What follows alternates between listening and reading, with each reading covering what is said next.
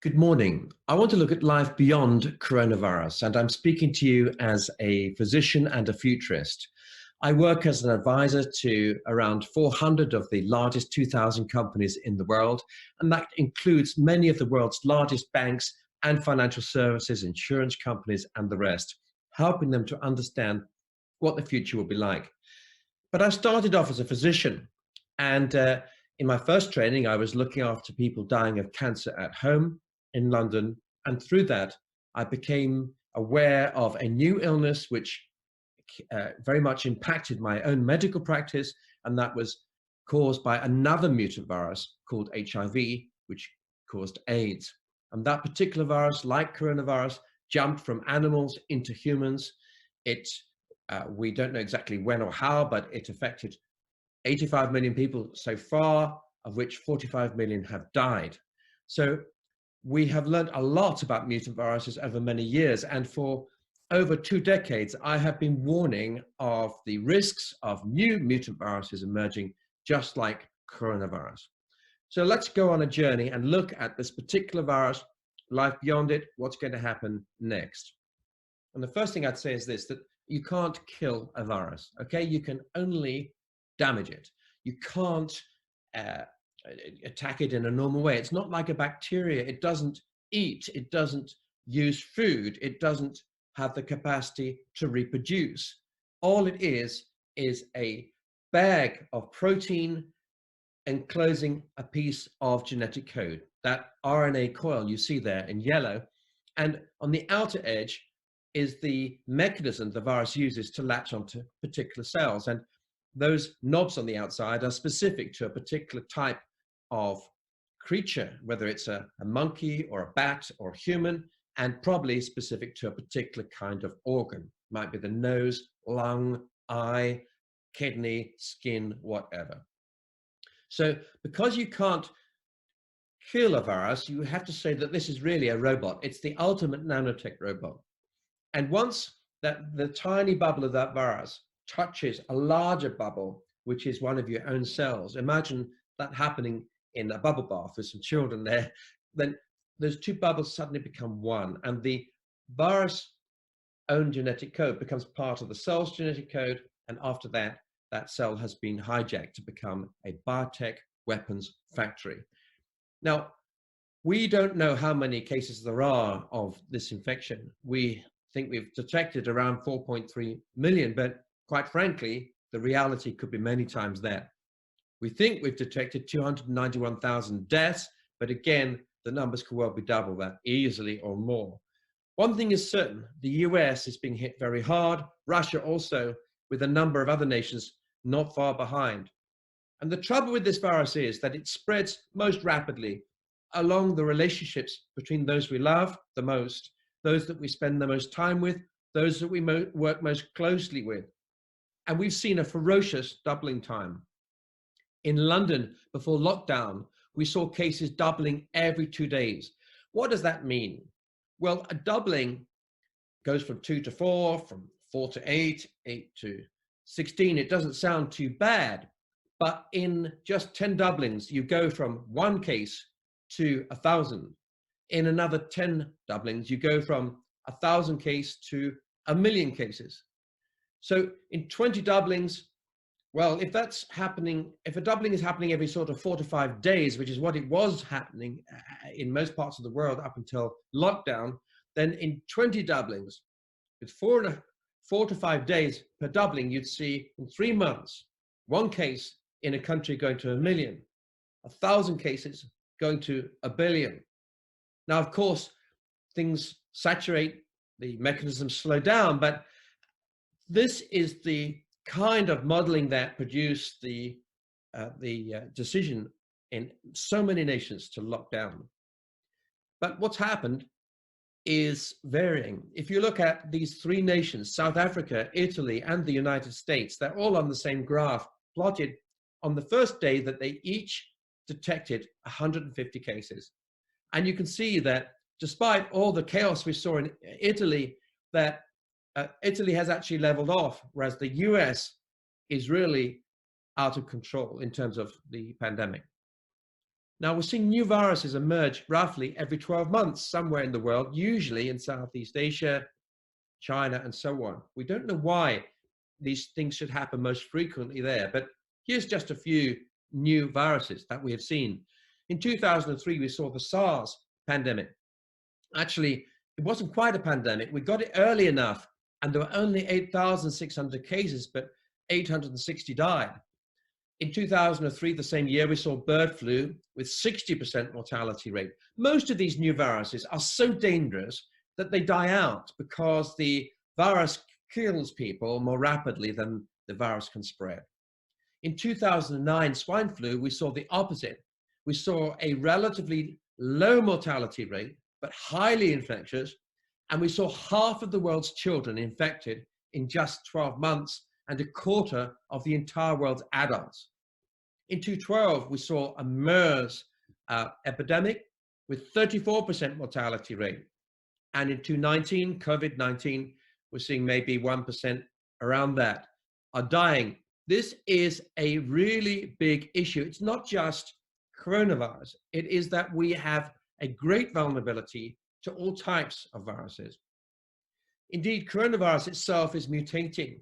We think that there have been maybe 30 slightly different strains already since January, certainly 2 or 3 main ones. And some research suggests that some of these viruses may be much more likely to produce high levels of virus in the blood than others, which might explain a little bit of the big differences in spread patterns between nations. We've studied coronaviruses for quite a long time.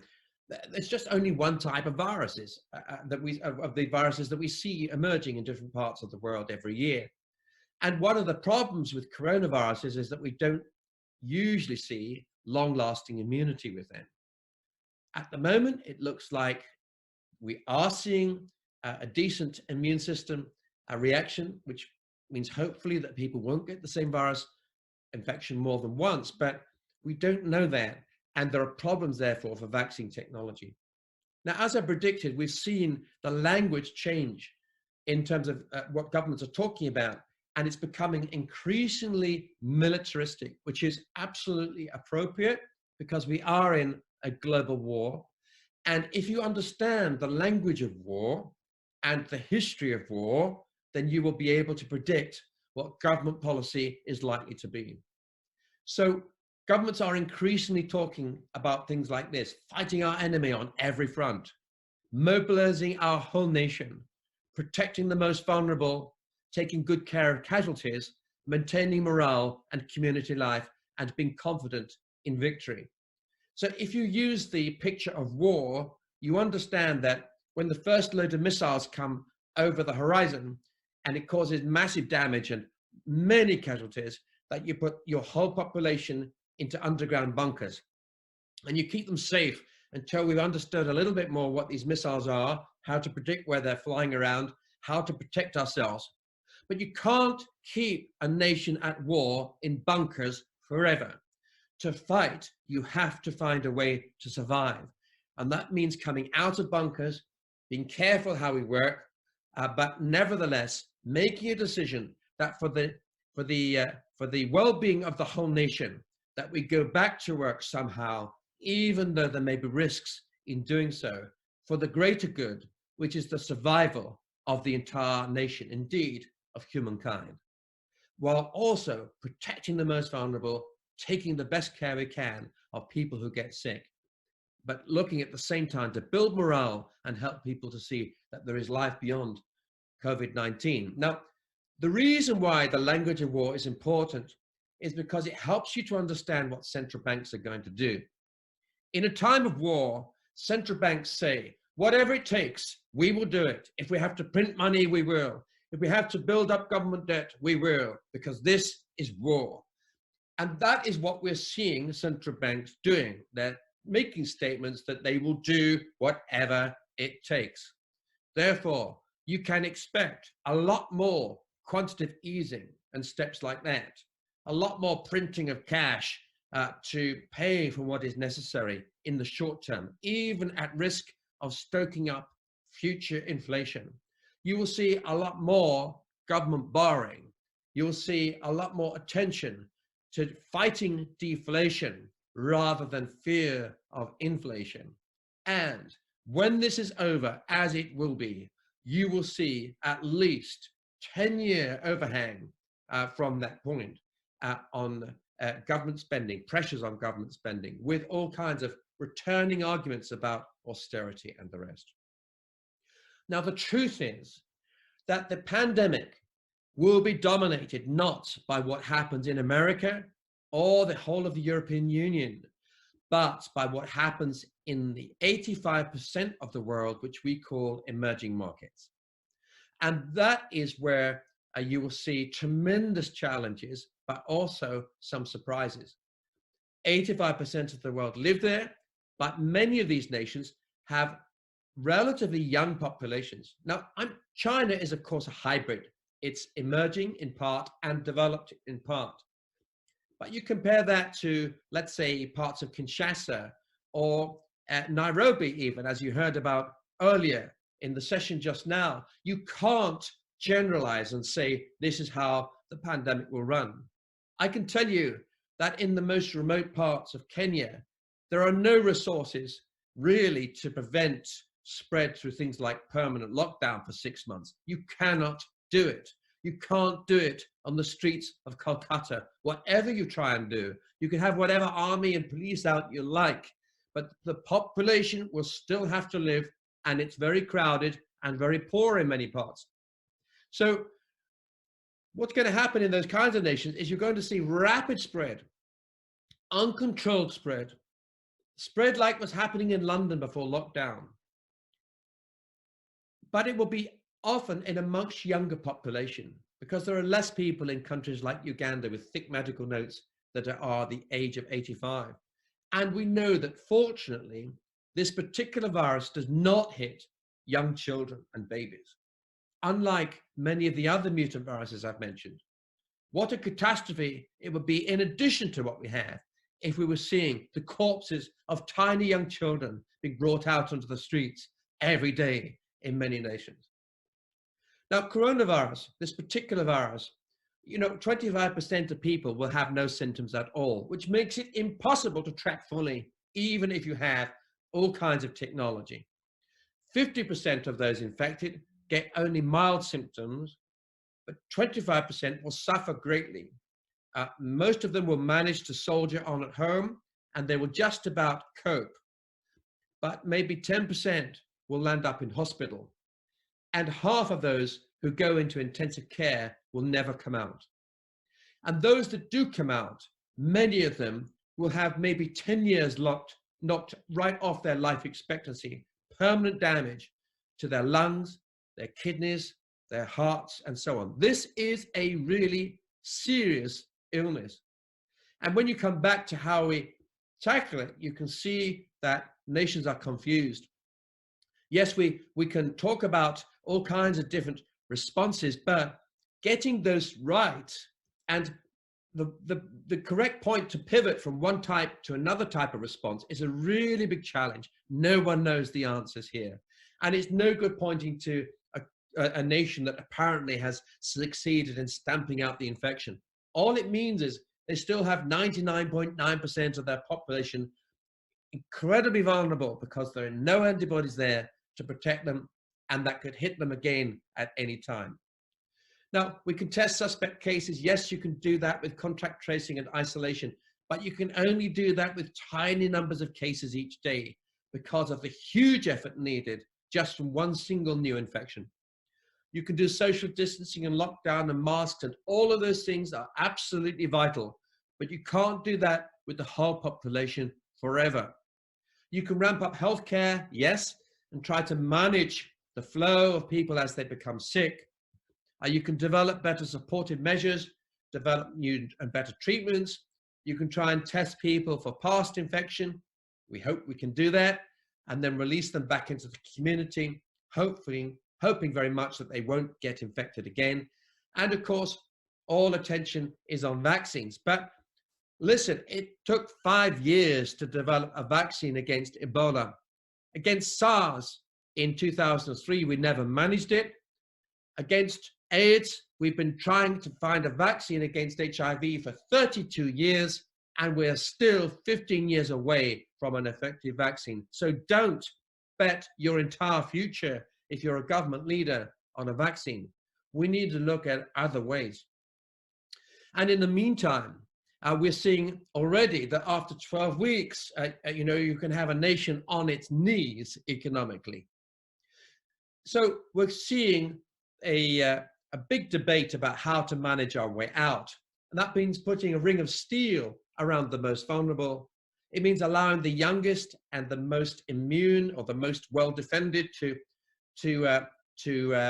go back to normal much more quickly, and making sure that we get the most important parts of our economy working again. Now, in New Zealand, they cracked down on international travel very quickly. They have almost no cases as of today. And with strong data and low cases, we could see them out of lockdown very quickly. Mid-range nations, however, can have surprises. Singapore thought they had brilliant control, and then suddenly they had a flood of cases through migrant workers, densely packed communities, low income, rapid spread. Be very careful as you come out of lockdown. Then we have nations with high numbers and poor data. I include both Uganda probably and the United States in there. But inside nations, we have nations within nations. We have communities within communities. Don't think of China as only one place. Think of it as 50 nations, if you like, inside one nation. And you will see different types of policy and strategies developed for different towns and cities in many nations around the world as they try to find a way through. Now, the real issue is this. We could find a cure, well, not a cure, but we could find a vaccine for coronavirus, for COVID-19 disease, and you might think it's all over. And then there's another new virus, and we once again have nothing in the cupboard, no medicines that work, and we have to start all over again to try to find a vaccine. You can't live like this. What COVID-19 has shown us is how much we have neglected basic antiviral research. To me, as a physician, it is absolutely shocking that 80 years after the discovery of penicillin, we still have not found a single drug that is as effective against viruses like coronavirus as penicillin was against many different bacteria. So we need to catch up. We need to do 80 years of research in 6 months. We need to find new drugs that are as powerful as penicillin was, to do things like block the cell surface receptors to prevent those virus particles latching onto the outside of your cells. When the RNA gets inside a cell, we need to block the gene translation of the RNA into the brain of the cell. We need to find ways to block the virus from manufacturing new virus particles. We need to find new ways to block the virus release. And actually, we also need to find ways to stop the virus from producing what we call a cytokine storm. It's when the immune system goes completely berserk trying to fight the virus and destroys all kinds of healthy tissue in the same firestorm. These are the things that we need. And when we find them against coronavirus, as we will also find a new range of tools that may help us with the next wave of mutant viruses. But people say, okay, I get all of that, but what does it mean for big trends? What does it mean for big banking? What does it mean for the future of aviation? And what I'd say is this: I've written 17 books on the future, and I've made long-range predictions which largely turned out to be correct. And I'd say this, that the biggest trends that have dominated and shaped our world for the last 40 years will endure. The timing of those trends will, however, be altered in many cases. Enduring trends are the rise of Asia, the rise of emerging markets, the fall of technology costs, the aging of developed nations in China, big data, the Internet of Things, cloud, AI, robotics. None of these things will go into reverse. None of these things will suddenly disappear because of COVID-19. But things like the virtual working accelerated, virtual learning accelerated, e-commerce accelerated, Industry 4.0, shorter supply chains, consolidation of airlines. That's a good example. In the United States, we've seen a well-trailed trend, which is massive consolidation of airlines to only 4 or 5 large ones today. But in Europe, we've seen the opposite, with a proliferation of budget airlines without losing some of the large players. So we are over-airlined in Europe. And as a result of this pandemic, we will see a shakeout, and we will see a smaller number of players, larger players in future. In retail, we've seen the acceleration of existing trends. So in many EU nations before the pandemic, 70% of retail was already captured by just 8 companies. But I would say that process is being accelerated globally, of consolidation, big supply chains, and mass move, of course, to e-commerce. Mobile devices were already being used to pay around $640 billion a year, growing at 40% annually. That was before the coronavirus pandemic. Does that go into reverse? No. Is it going to carry on at the same pace? No. Will it be accelerated? Of course. And the same with non-banking payment platforms. Yes, they were already there. Are they going to do well? Yes, they are. The coronavirus has given massive acceleration to just about any form of wireless payments, cashless payments, e-commerce, people who can deliver product from a factory without it having to go into a shop, and so on. And we're seeing the same in manufacturing, with a rapid acceleration of investment in global and mobile controls. Okay, those investments are on hold today because people are conserving cash, but I promise you, the moment the pressure is off, many of my manufacturing companies will be investing more than they expected to get themselves fit for the next generation of risks. And that means shorter global supply chains, regional supply chains, and it means an emphasis on agility, creativity, dynamic decision-making, and an emphasis on managing accelerating cyber risks, especially because of this home working, which has multiplied the number of targets that we have to look at. So what it all means is that our post-coronavirus world, what does it mean? It means that we will see life beyond coronavirus. We will see a way of managing lockdown more creatively and dynamically with all kinds of technologies to help us. We will see for sure a whole range of new medical advances that help people to live better and longer if they get coronavirus badly, and hopefully keeps them out of hospital as well. We will see huge improvements in vaccine technology and all kinds of ways to stimulate the immune system so that if you get hit by this coronavirus, it doesn't hit you so hard. We will see all kinds of tools which will make us more resistant to future viral pandemics as a species.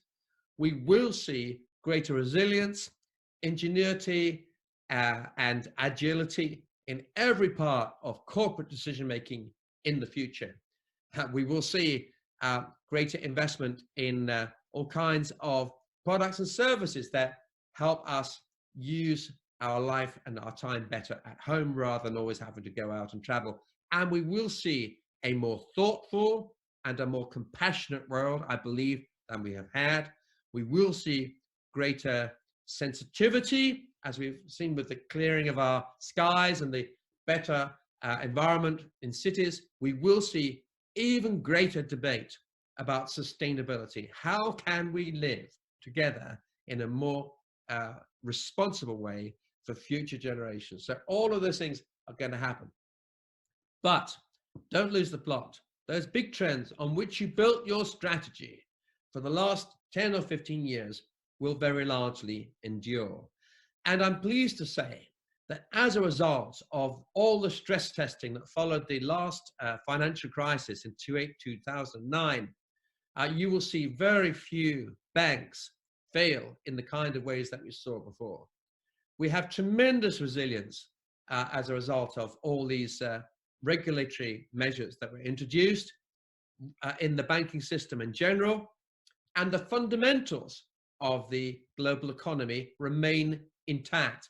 With the banking crisis, the very nature of financial services came under pressure. But here, the pressure has come from a virus. It's not that there's anything else fundamentally wrong. You might say, well, the virus is pretty fundamental. That's true, but the virus will come through a nation, and eventually its major impact will be gone. And when that happens, you will find all kinds of pent-up demand. Those who have remained in work are on the whole saving money. Why? Because they're not able to do things that they would normally spend money on. And there's a limit to how many Netflix movies you can order and watch. There's a limit to how many new clothes you need in a home when you never go out. There's a limit to how many spare parts you need on a car when you're never driving it. When lockdown ends, there are all kinds of people, millions and millions of them, who will have pent-up frustrations, things that they want to do, things that they have been waiting to do, and they will have the cash to do. They may not spend it exactly as they would have done in the past. So, for example, those who have saved money will may have paid down some of their mortgages. If they're young married couples with families, for example, they may not go out and spend 5 holidays in a row. They may go out and have a big holiday, but they may decide instead to extend their house, to enlarge it, to make it a better place to live. There are all kinds of shifts of finance that will go on. And watch out for those that will make billions of dollars out of the crisis. And they will. Not by supplying masks and all that kind of thing. Some may make money from that, but the real money will be made by those with cash at the expense of those who have run out. And I'm talking, for instance, about one of my clients who makes cars and was saying that his supply chains have been massively disrupted because some of his supply companies are going bust.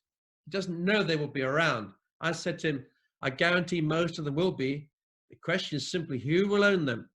Because if you've got a beautiful company that is a world leader in making, let's say, a particular gadget that controls, let's say, automatic braking systems, then you can be sure that someone will come along. If that company goes bust, they'll be saying, we've got a full order book, but we just can't survive.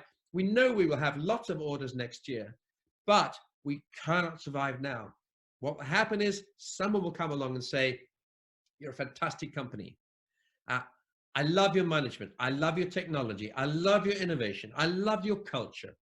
It is my duty to rescue you. And I'm happy to partner with you to do whatever it takes to enable you to survive, but on one condition. And the condition is, of course, that a huge amount of the ownership of the company will move from the people who used to own it to the person who's now going to put up the money.